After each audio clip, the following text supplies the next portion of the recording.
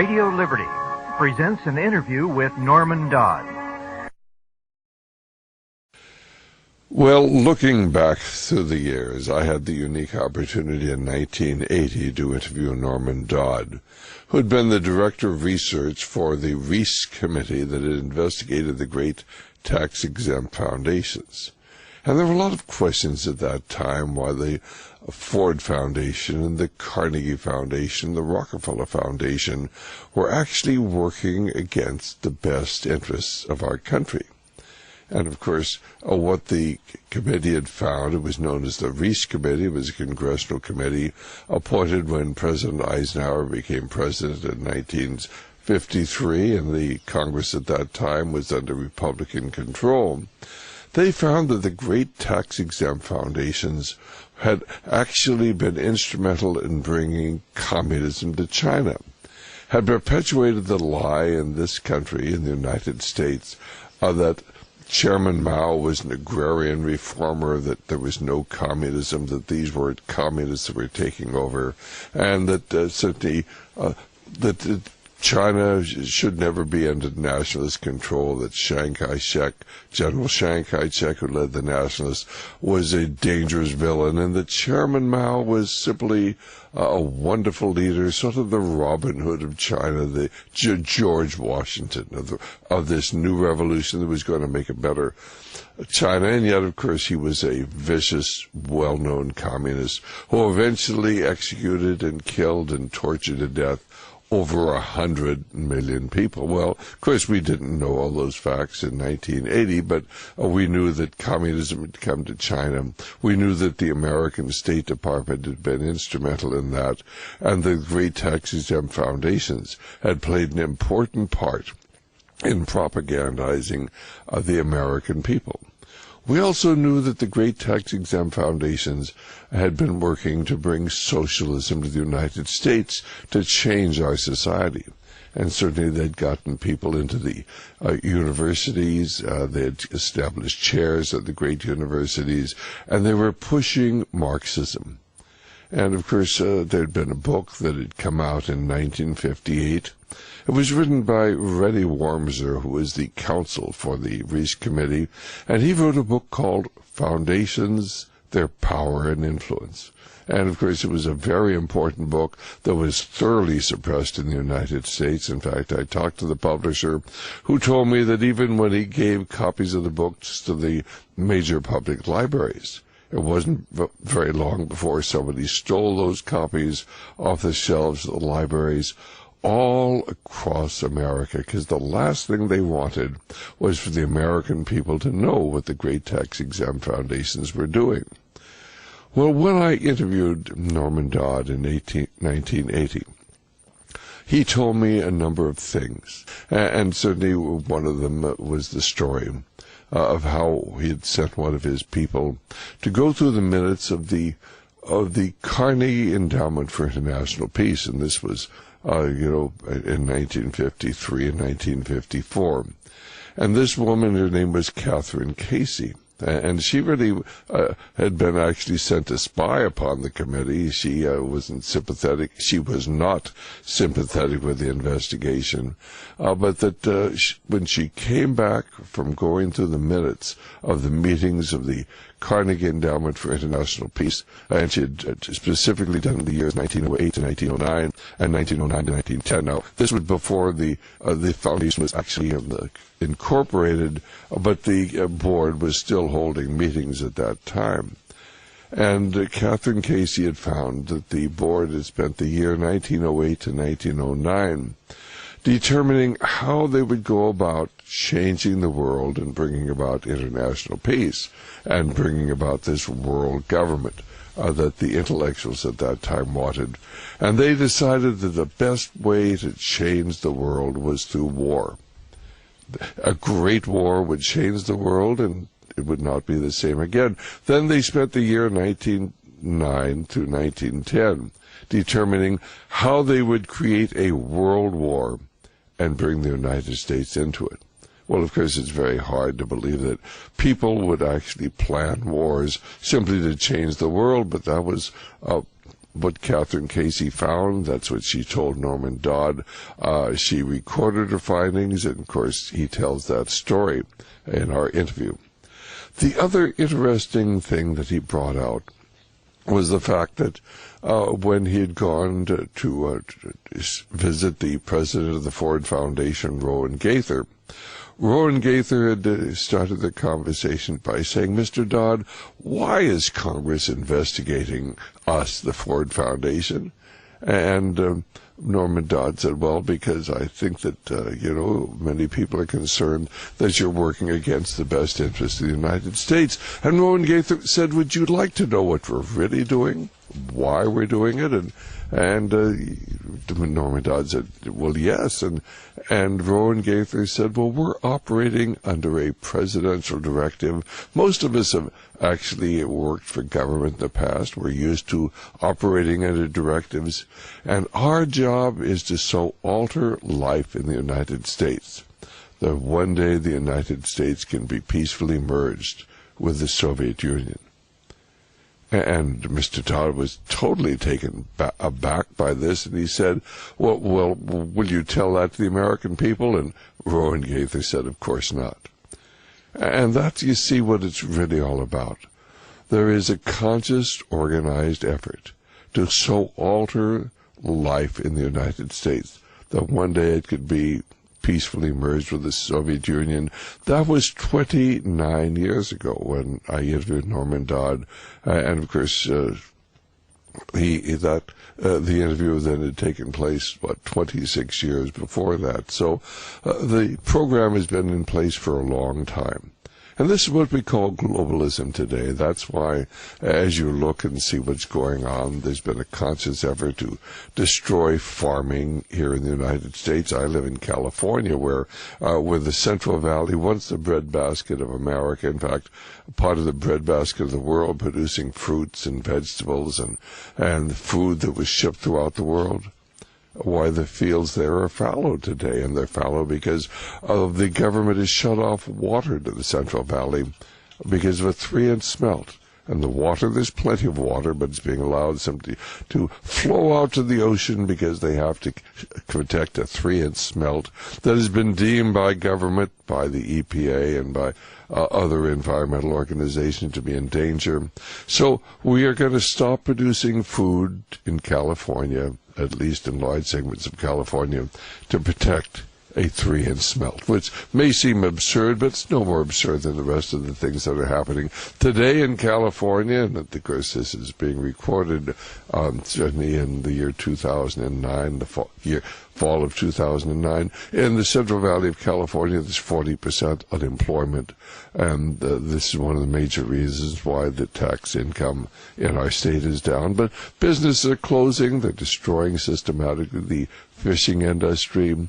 They're certainly tearing down dams across America. Over 400 have been torn down, and that's so that the water table will drop. There'll be shortages of water. There won't be water for farming, so that we'll have flooding, so we won't be able to have a very cheap form of electricity with hydroelectric electricity. So cheap, 2 or 3 cents a kilowatt, that of course we wouldn't have electric problems, but we're going to have problems because that's what's planned.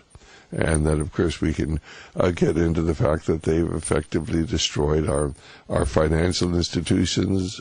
Hundreds of banks will have closed by the time you see this film, and they intend to destroy the very financial structure of our society because most of our banks are actually bankrupt. They simply do not have enough assets to meet the financial requirements put forward by the federal government. And then, of course, we can get on into General Motors has become Government Motors, and of course they are creating jobs. We gave them $50 billion to create jobs, and General Motors is creating jobs. They're creating jobs in China and in India and in Russia and Brazil, the so-called BRIC nations, but they're not creating jobs in America. They're closing down factories in America. They're closing down dealerships in America. And, of course, the whole idea is to shift American production overseas. They've destroyed fairly well the housing industry in the United States. Small industries are leaving the United States. Our jobs are going overseas. Already they've sent 8 million American jobs overseas in the conscious effort to lower our living standards. The kitchen industries are shutting down.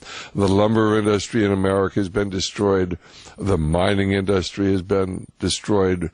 The medical practice has been destroyed, and I was a medical doctor for many years, and they've destroyed the practice of medicine and bankrupted our entire system and changed the moral structure and outlook of the doctors, of the oil industries, and real problems. We have enough oil in America to be the leading oil producer. We have oil off of both shores. We're not allowed to develop the oil deposits. We have massive oil deposits in the shale, enough to last us a couple of hundred years, but we're not allowed to develop that. Massive supplies of oil are available in the Arctic Wildlife Reserve, but we can't do anything there because of the wildflowers that bloom a few weeks a year up in the Arctic, above the Arctic Circle. We can't develop the great oil pool that's up north of Prudhoe Bay, and there are massive supplies of oil there. And, of course, the railway system is beginning to break down. The transportation system is beginning to break down. The trucking industry is beginning to break down. And it is all part of an organized effort to destroy the industries of our nation, to lower our living standards, so we will soon be able to be peacefully merged with Russia and China and communist Cuba and other communist and third world nations throughout the world. The idea, I always like to say, is to raise the living standards of the average American to that of the American peasant, of the Mexican peasant, so we can all live happily. They know exactly what they're doing. Now, another thing that we've learned about the great tax-exempt foundations, that we're talking about Rockefeller, Carnegie, and Ford, is that at least the Rockefeller Foundation was instrumental in financing Alfred Kinsey and his effort to destroy the moral fabric of our society. And, of course, Alfred Kinsey, supposedly a scientist, really wasn't. He was a masochist. He was a homosexual. He worked very closely with pedophiles. His purpose and goal was to destroy the moral fabric of our society, and it was financed by the Rockefeller Foundation. And, of course, if you read the book, Foundations, Their Power and Influence, you'll find that the Rockefeller Foundation did everything they could to keep the Congressional Committee that Mr. Dodd worked for from bringing this fact out publicly. In fact, they had their agents planted on the committee to actually interrupt the hearings so that nothing effectively would be accomplished, and eventually through bribing congressmen and threatening congressmen, they were able to close the committee. But the committee, known as the Reece Committee, which Mr. Dodd worked for, he was the director of research for the Reece Committee, the committee came up with a report, and this report is available on the Internet at the present time. You can read hundreds of pages of it. It's put up there by Charlotte Iserbyt. I recommend you read that you get the book Foundations, Their Power and Influence, which we've kept in print for many years, to understand the diabolical efforts of the great tax-exempt foundations that were working in 1980 and had been working in 1954 to push socialism in America, to destroy our educational system, to dumb down our children, and to indoctrinate them in the advantages and wonders of socialism and Marxism and communism. And that is one of the great tragedies of our time, and that is why the interview you're about to watch, I think, is so vitally important, because it helped us to begin to understand what was really going on behind the scenes, and that people of great wealth were working to destroy the United States.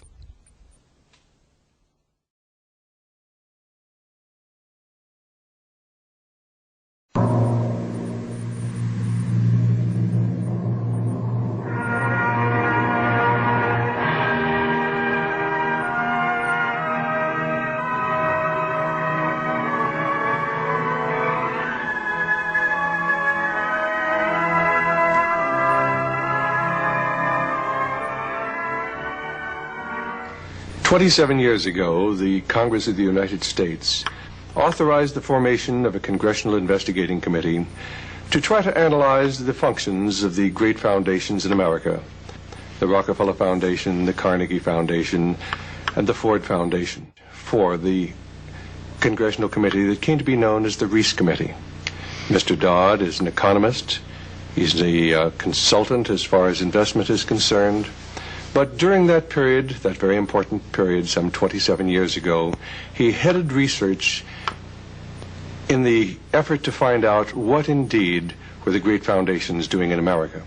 Mr. Dodd, what did you find out was the stated objective and goals of the great American foundations? We found out, Doctor, that these foundations had as their objective the orientation of the people of this country to the idea of collectivism, and thereby nullifying for good and all the commitment of the country to individualism, which was the feature of the country at the beginning. Now, how did they go about doing this? Well, primarily they did it, Doctor, by securing control of what is known as the money supply of the people of this country. You're speaking now of the money supply that was going into education. Well, it's the money supply of the people of the country as a whole.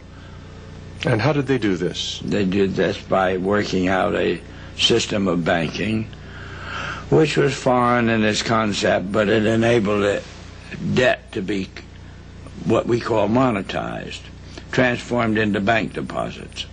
Now, how did they specifically set out to influence education in America? Well, by having at their disposal unlimited quantities of this newly created money and being able to reward the personalities who were active in the world of education, administratively as well as academically. Were they able to influence the textbooks or the teachers? Yes, they were. They were able to see that textbooks were almost produced on order, and assuring the publishers of textbooks of the funds necessary to make publication of those books profitable. Now, have you personally had contact with some of the directors of these great foundations? Yes, I have. Could you tell us about it? Well, one instance, I'll use a couple of instances as illustrations. One instance had to do with my responding to an invitation from the president of the Ford Foundation, who asked me if, when I was next in New York, would I stop in their office and have a visit, which I did. And on arrival, after amenities, Mr. Gaither, who was the then president, said, "Mr. Dodd, we invited you to come and see us this morning, hoping that you would, off the record, tell us why the Congress was interested in operations of foundations such as ours." And before I could think of how I would reply to him, he volunteered the following. He said, "Mr. Dodd, those of us here at the policy-making level have all had experience either with the OSS or the European Economic Administration in operating under directives, the origin of which was the White House. We today operate under just such directives. Would you like to know what the substance of these directives is?" And I said, "Yes, Mr. Gaither, I'd like very much to know." Whereupon he said to me, "The substance of the directives under which we operate is that we shall use our grant-making power so to alter life in the United States that we can be comfortably merged with the Soviet Union." Well, figuratively, I nearly fell off the chair. But I did remark to him, "Mr. Gaither, in the light of what you've just told me, many of your grants make sense. I can understand them. But I do not think you're entitled to withhold this information from the people of this country, to whom you are beholden for your tax exemption, so why don't you tell them what you've told me? And his answer was, Mr. Dodd, we wouldn't think of doing that. So I said, well, Mr. Gates, answer your first question. You forced the Congress of the United States to spend $150,000 to find out what you've just told me. And so they've been pushing socialism in America ever since. Well, then, in the light of that, of course, you see conditions develop, and of course you then can add and ascribe the development of these conditions and the events that accompany to this policy. Because it's only in the light of that policy that these events and effects make any sense. And this is their problem, Doctor. They cannot avoid having effects result from the grants that they make. They cannot avoid it. Therefore, those of this in this country who be concerned with what are they up to merely has to look at the effects and work back and compare the effects of a grant with the explanation of the grant in the first place. I mean, I'll just use as an instance to clarify the matter. You will remember there was a time when the Federal Reserve System was installed in this country by the Congress. In other words, it was legalized. And it had been preceded by a long period of years and a struggle to get the Federal Reserve approved.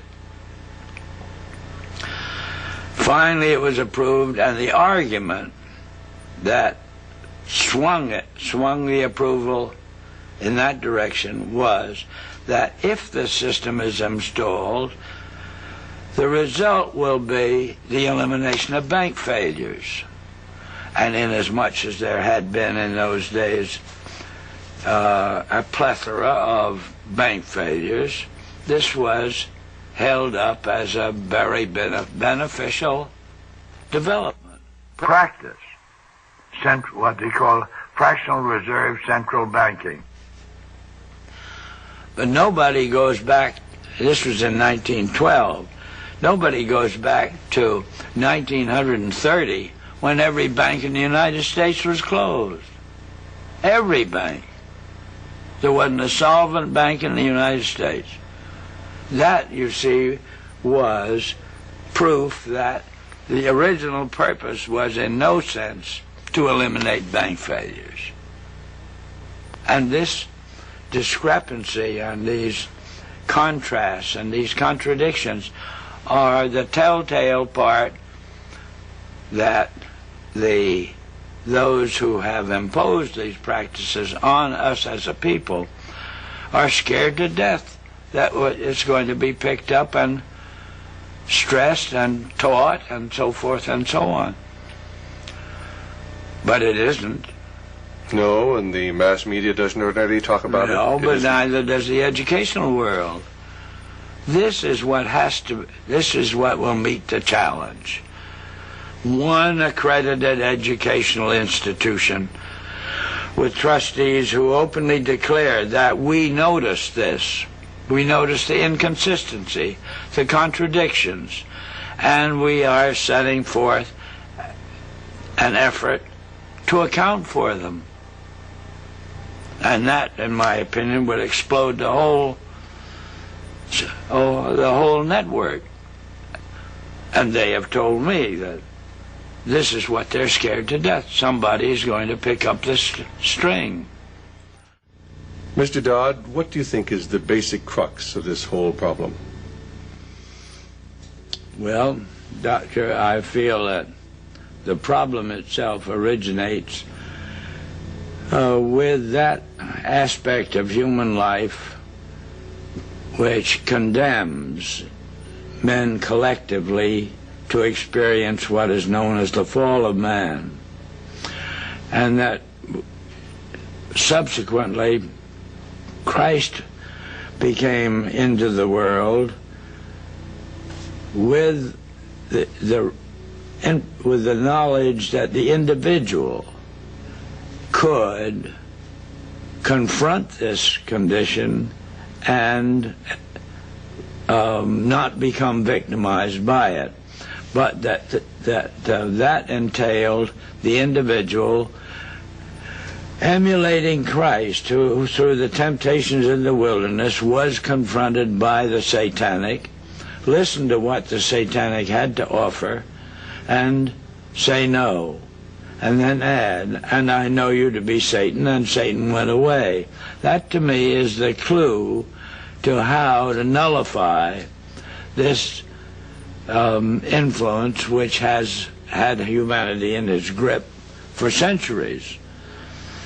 Well, of course, what it means is that one has to accept the realism of the inclusion of evil, and that in turn challenges the world of education to equip the student with the knowledge necessary to recognize evil in action within the sphere of his own experiences and refuse to be part of it. Then this influence which has been behind the creation of this network can't operate. It cannot operate in the light. And admittedly, it says that it acknowledges that, so that it is, those who are part of it knowingly are scared to death that somebody at some point, as they put it, is going to pick up the end of a string and little by little follow it to the end. And as they put it to me, when that happens, we're through. Now, did you or any member of your staff ever have the opportunity of going through the records of any of the great foundations? Well, we had one remarkable instance of that kind, again by invitation. This invitation came from the Carnegie Endowment for International Peace and was in response to a letter which I had written to the endowment asking certain questions, seeking certain information.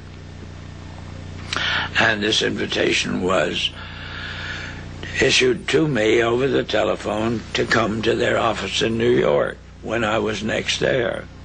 This I did, and on arrival found myself in the presence of Dr. Joseph Johnson, the president, two vice presidents, and their own counsel, a partner of Sullivan and Cromwell.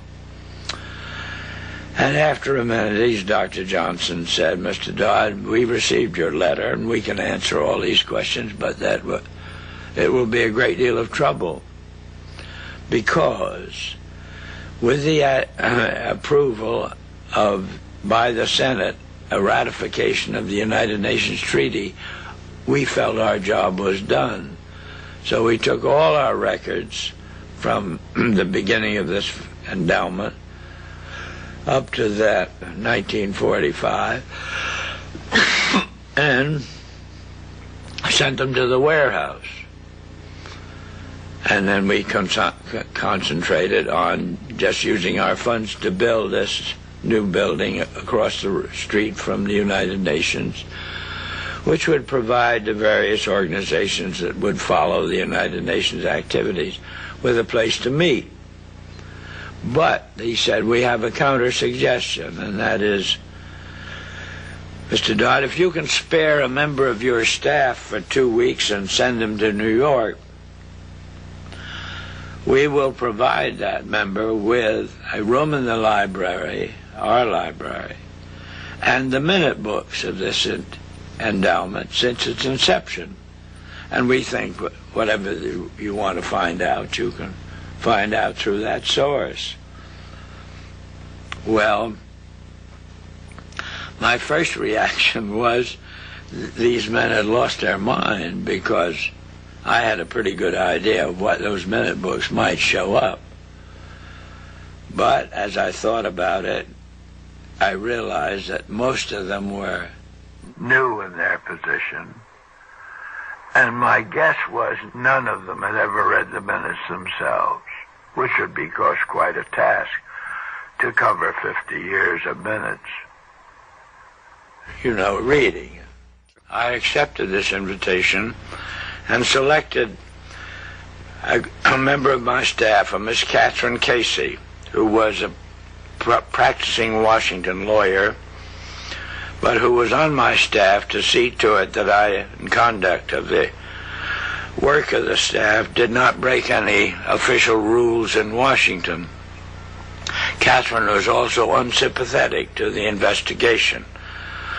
Her attitude was, what could possibly be wrong with foundations? They do so much good. Well, I went out of my way not to prejudice her, but I did say that, Catherine, when you get to New York, you'll find that you can't possibly cover 50 years of minutes in 2 weeks. So you'll have to do what we call spot reading. And I blocked out certain periods for her to concentrate on. And when she returned from Washington, her eyes were figuratively as big around as saucers, and she brought back to me the following on dictaphone belts. We're back in 1908, and the trustees meet, and they raise this question among themselves, namely, is there any means beside war known to man more capable, assuming you wish to alter the life of an entire people? Now, these are the trustees of the Carnegie That's Foundation. right. And they discussed this question in a very learned fashion for approximately a year and come up with the conclusion that war is the most effective means known to man, assuming you wish to alter the life of an entire people. So then they bring up a second question, namely, how do we involve the United States in a war? And I doubt if in 1909 there was any subject more removed from the minds of us as a people than our involvement in a war. There were shows going on in the Balkans, and most of the people of this country hardly knew where the Balkans were. And they conclude that they must control the diplomatic machinery of the United States. And that raises question number 3, namely, how do we secure that control? And the answer comes up, we must control the State Department. And from that time on, their activities were centered on securing control of the State Department. Now, as a means to that end, the endowment founded an instrumentality called the Council for Learned Societies. And that council was assigned the task of passing on every high official appointment to the State Department before the appointment was confirmed. At that point, this finding linked up with what we had already suspected. But nevertheless, there was confirmation of it. Well, this happened, and pretty soon the country was in a war, which came to be known, of course, as World War I. And this group of trustees at one point congratulated themselves on the wisdom of their original decision because, as they put it, war has demonstrated a power to alter the life of the people of this country already. And then their interest centered on seeing to it that we as a people did not revert to our customs and our practices which prevailed prior to the outbreak of World War I. And they decided after the war was over that that meant we had to control education in the United States. And so they realized that this was a very prodigious task. So they approached the Rockefeller Foundation and made the suggestion that the Rockefeller Foundation take on half the problem and they retain the other half. They divided it between those subjects which were domestic in their significance and those which were international. And they together, the Rockefeller Foundation and the Carnegie Endowment, decided that the crux of the matter lay in their ability to alter the teaching of American history in this country. So they approached then three of the most prominent historians with that suggestion, and they were turned down flat. So then they decided they'd have to build their own stable of historians. And so they then approached the Guggenheim Foundation, which specialized in awarding fellowships, and said, figuratively, when we find a young man who's headed to become a teacher of American history, and will you grant him on our say-so a fellowship? And the answer was, yes, we will. So they gradually assembled 20. And they took these 20 to England, London. And there they briefed them as to what was expected of them. And that became the nucleus of the American Historical Association, to which ultimately the endowment made a grant of $400,000 for a study to be made which would conclude what the future of this country was to be. And at the end of 1932, this study comes out in 7 volumes, the last volume of which was a summary of the other 6. And it ended on the note that the future of this country belongs to collectivism administered with characteristic American efficiency. And that became the, and using today's language, that became the guidelines for higher education in this country. And then coincidentally with that, then books began to appear, all of which were detrimental to our vision of our own patriots who had signed a Declaration of Independence, and they were downgrading these men. Witness the most recent book on Jefferson that had to do with his having enjoyed a colored mistress and things like that. But there's no reason to write that sort of thing. Now, were many of these books that have come out through the years funded, financed, subsidized by the great foundations? Through the medium of their support of certain publishing companies, yes. Did the mass media in the 1950s adequately cover the findings of the Reece Committee? Oh, no. No. Was there any effort? Most reaction through the media were aimed at criticism of me as a personality, and and let it go at that.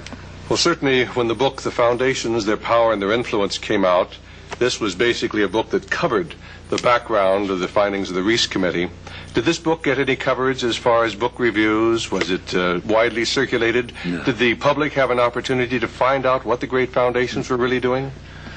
No, this book circularized, or became circularized, through the medium of what we refer to as the conservatives in this country. So it was, in a sense, a corroboration of what motivates the conservatives in this country, and they all had this book, and that's all there was to it. Was there any relationship between the foundations and the English establishment? Yeah, a very close one, for Doctor, through the medium of the Rhodes Foundation, which was British, and the awarding in this country of Rhodes scholarships, and the beneficiaries of those scholarships ordinarily would constitute the persons who were appointed on behalf of the objectives of the foundations. I'll just use as an example a classmate of mine in boarding school, a man named Bill Stevenson, who went to Princeton, became a lawyer after going to Harvard Law School, and soon after that became the head of the Aspen Institute in Colorado, which was, as they expressed it in those days, a think tank for the indoctrination of the leaders of American industry in the ideas of collectivism. And humanism. As just as an example, then another classmate of mine in Yale by the name of William Benton had a fantastic career and finally ended up a senator from Connecticut for one 6-month period. And then Bill left and went to Moscow, as he put it, for the purpose of finding out whether his interpretation of what was going on in Russia was the wave of the future, and came back and said yes, he found out he was right, and he ultimately became the individual who did most to orient the Ford Foundation over to that point of view. And at the same time, Bill became the liaison between Moscow and Washington and the United Nations through UNESCO, the educational arm of the United Nations. It's all a dovetailing in to form an amazing web. Then, in essence, the function of the great foundations was to push this concept of secular humanism. Yes, well, that was a name that is relatively recent assigned to it, but in effect, yes. One and the same. Sure. But basically, it's a matter of the world finding a name for the opposite of what our founding fathers created in this country. And of course, one of the names they found and employed was capitalism. Capitalism was never a system thought out and advanced and proposed and promoted. It was a name assigned to a body of practices that were already going on but didn't have any name. So those who were advocating socialism gave these practices the name of capitalism, and we've accepted it. Then that fell in with Marx finding, namely, capitalism contains the seeds of its own destruction. And what he really meant was capitalism as practiced contained the seeds of its own destruction. But all these misunderstandings have to be cleared away, as and in some cases phases of experience have got to be defined. Well, Mr. Dodd, if we continue going along the same course that we've been following in the past as far as our foreign and domestic and military policies are concerned, what, in your opinion, is the outlook for the survival of America as a free and independent nation? My opinion is that it will not survive. In fact, in my opinion, it has not survived. We now are not a free and independent nation. We've adopted the basic concepts of collectivism. Yes, and the controls are lodged. The controls of us are lodged just as they are the controls of Russia outside of these two countries. We don't have any control over our own destiny, and our policies are not formulated by ourselves or as a people. But we have no idea by whom they've been formulated, and we're not allowed to know.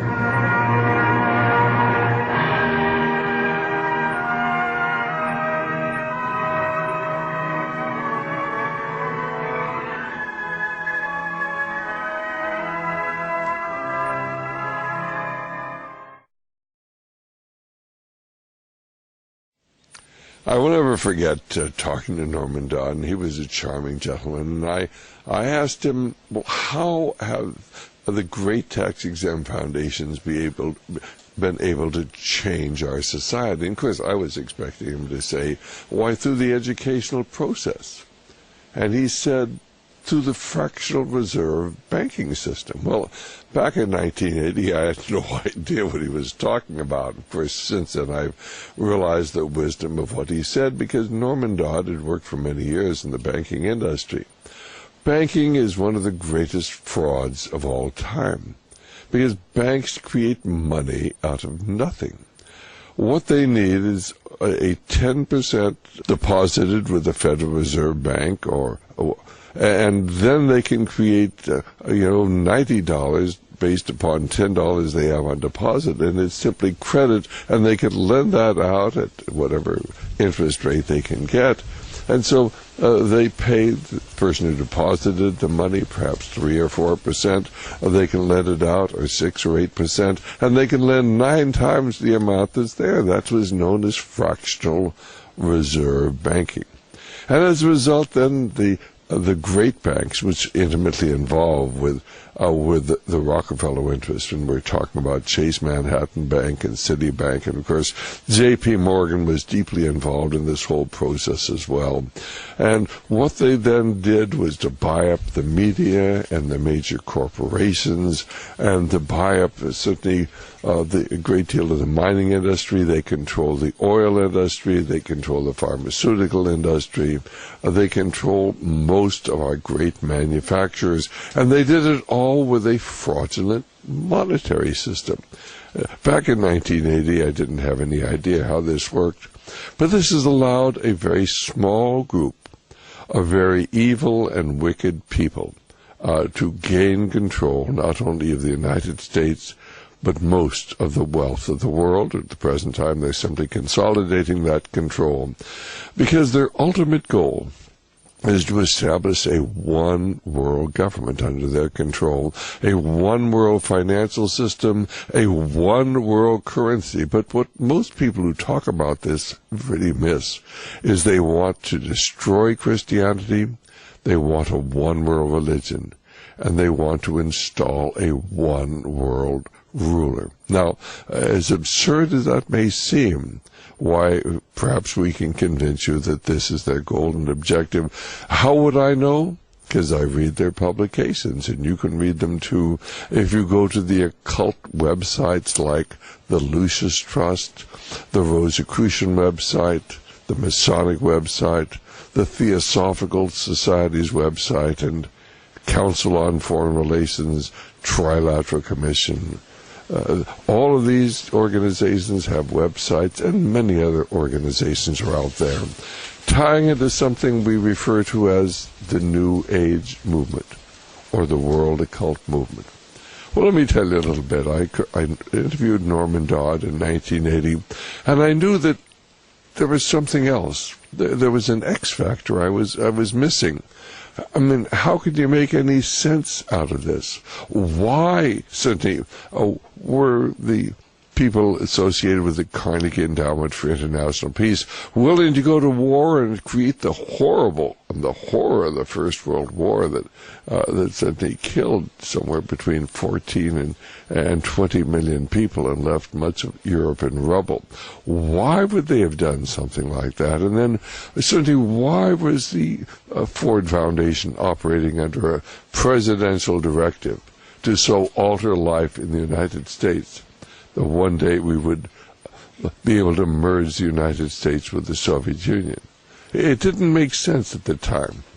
there obviously was another force out there, an X factor as it was. And so it was about 1982 I encountered a woman named Constance Cumby, who'd written a book called The Hidden Dangers of the Rainbow. And I knew a little bit about the Masons, and I knew a little bit about the Illuminati, but I really couldn't connect the dots, as most people can't connect the dots today. And then what's that have to do with the tax-exempt foundations and the Rockefellers and the Fords and the Carnegies? Well, I studied this, and I studied it for many, many years. I was involved for a time in organized medicine, trying to address the AIDS epidemic as an infectious communicable disease, sexually transmitted disease. And of course, organized medicine was intent upon not addressing the AIDS epidemic. They were intent upon blocking efforts to do routine HIV testing for AIDS, or premarital testing, or prenatal testing, in other words, a pregnant woman, or postnatal testing. They were doing everything they could to stop physicians and public health departments from stopping this terrible epidemic, and it didn't make sense either. And I certainly was the leading spokesman in California, or one of the leading spokesmen in California, indeed across the country, trying to address the AIDS epidemic as a public health issue rather than a civil rights issue. And, of course, Dr. Lorraine Day, who came to be a good friend, and she kept telling me, Stan, this is all about population control. And I didn't want to believe that, I'll have to admit. It seemed such an absurd idea. Population control? Oh, well, it's got to be that these people are just foolish, or the homosexual influence, or maybe it's the communist influence trying to destroy our nation. And I even wrote a book called AIDS, the Unnecessary Epidemic. But eventually I came to understand this really was about population control. There really are people who believe in eugenics, just as Adolf Hitler in the Nazi Party, and want to drastically reduce the population of the world. And of course, if you doubt that, I suggest you go to Elberton, Georgia, where the Georgia Guidestones are, the great stone monument there. It's a Druid-type monument known as the Georgia Guidestones, or the American Stonehenge, the counterpart of the Druid Stonehenge in England. And they're engraved in stone in 8 different languages on the Guidestones is the opening phrase, maintain humanity at 500 million in constant balance with nature. In other words, they're talking about killing off over 90% of the world's population. They know what they're doing. Well, through research and actually studying and reading books about what's going on, I eventually was able to connect all of the dots and brought this forward in a book I wrote in about 2000 called AIDS, The Brotherhood of Darkness. I'd written AIDS, the Unnecessary Epidemic. My second book was entitled The Brotherhood of Darkness, which goes into the occult or hidden forces behind what's going on today. And what we discovered was, of course, that all of the men who created the great tax-exempt foundations were involved in the occult. Andrew Carnegie was involved in the occult. Henry Ford was involved with theosophy and spiritualism, deeply involved in the occult. You go to his library in Detroit, Michigan, you'll actually find many of the books that deal with the occult. And of course, you get into the background of the Rockefeller family, and many people in the Rockefeller family have been involved in the occult. What is the occult? It is a spiritual movement that worships a different God. And of course, as incredible as that may seem, this is what is energizing everything going on in the world today. And you go back through history to the time when Nimrod simply well over 5,000 years ago, tried to bring about a world government, and of course he built the Tower of Babel in defiance of God, and of course brought all of the nations of the world through the Kabbalah, which was of course compiled by Jewish rabbis during the Babylonian captivity. It was simply a codification of the information that obtained from the mystery religions at that time, passed on then to the Greek philosophers. Pythagoras had gone over to the Near East. Remember Pythagoras, who is the father of modern-day geometry, who proclaimed that a square plus b square equals c square.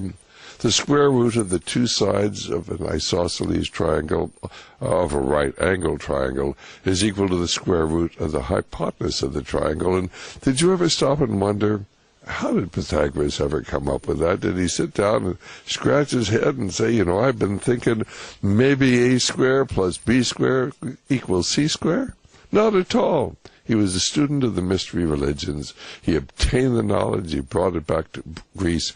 And it was distributed to a very select few. And, of course, this was known to Socrates and to Plato and to Aristotle and to Alexander the Great, which is why Alexander the Great was able to actually, with an army of some 36,000 Macedonians, conquer the entire known world at the time.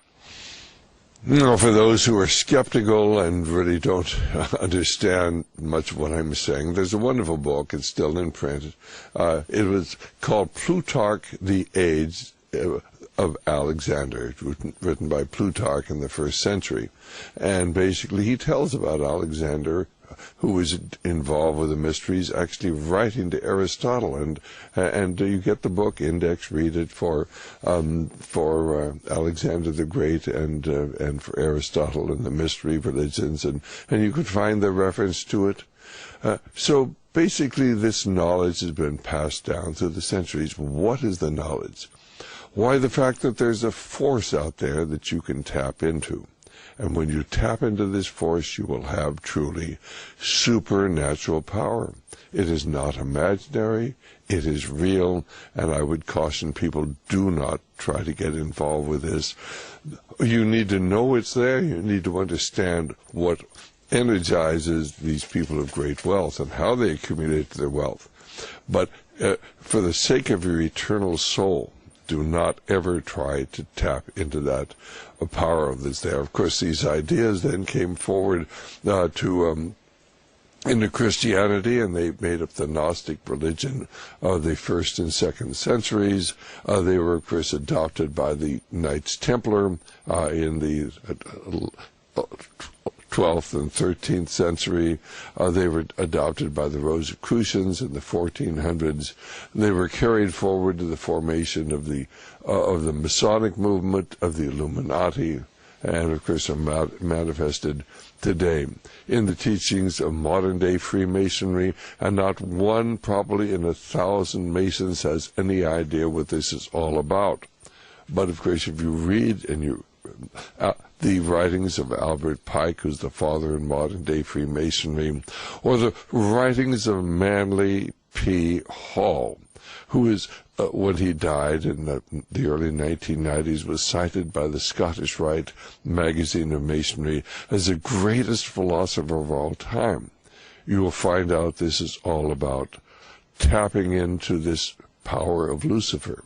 And, of course, you can read the writings of Helena Petrovna Blavatsky, known as Madame Blavatsky, who organized the Theosophical Society in the 1870s. And, of course, she was the inspiration for Thomas Edison. Thomas Edison was able to come up with all of his ideas by tapping into the secret knowledge, the ideas of electricity and so many of the other things he came up with that changed the world in which we live today. But all in preparation for the coming of the one world government. That's what it's all about. Establishing a one world government, a one world financial system, a one world currency, and destroying Christianity. That's why they took God and prayer and the 10 Commandments out of our schools. Why did they do that?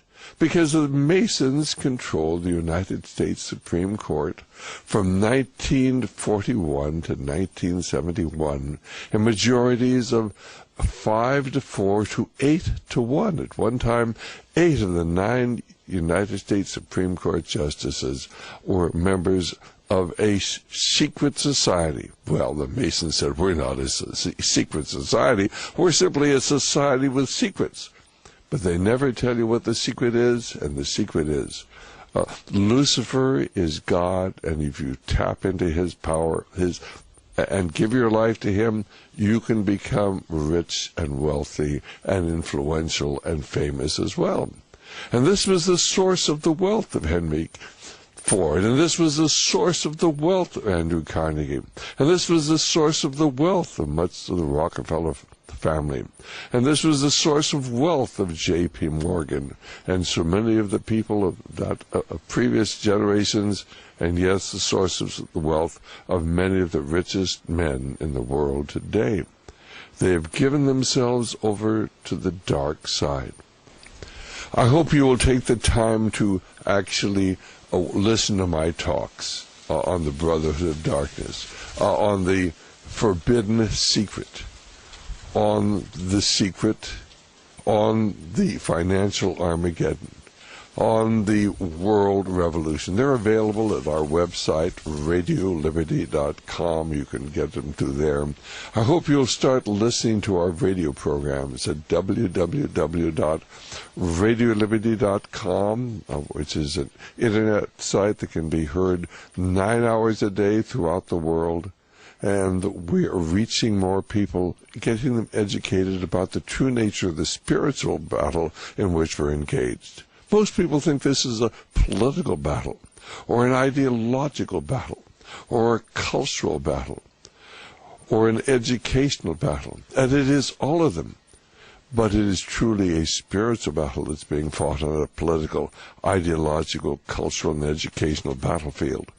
And my plea to you is understand that the Bible is true. And the longer I live, the more convinced I am of the fact, as Benjamin Franklin said. I've lived, sir, a long time, and the longer I live, the more convinced I am that God rules in the affairs of men. And if a sparrow cannot fall without his knowledge, can an empire be raised without his blessing? Well, now you must understand that many people use that quotation to say, well, obviously Benjamin Franklin believed in God. He did believe in God, but he believed not in the God of the Bible, but in the other God, which is the Gnostic belief that Satan is God. And remember, Chris, what did he talk about? How could an empire be raised? They were talking even at that time, America's to be the empire that was to lead the whole world into this world government. But I am firmly convinced he was right, that God does rule in the affairs of men. And if you're out there watching this program and don't have a personal relationship with our Lord Jesus Christ, why, of course, this is the only thing that's going to sustain you during the horrible times that lie ahead. And so I challenge you to become informed, to start reading the Scriptures, start studying what's going on, to realize that the Bible prophesied everything taking place today. And I hope perhaps I will have encouraged you to begin looking and trying to find the truth. And you'll find it between the pages of the Bible. And read John, read the Gospel of John, and then help us get the word out that we are living in prophetic times, that there really are people who worship Satan today, and, of course, that we are rapidly moving towards the destruction of America, destruction of the infrastructure of this nation, destruction of our economy. We're moving into a period of chaos and crisis. And the only thing that will sustain you during these difficult times is a personal relationship with our Lord Jesus Christ. Thank you so very much.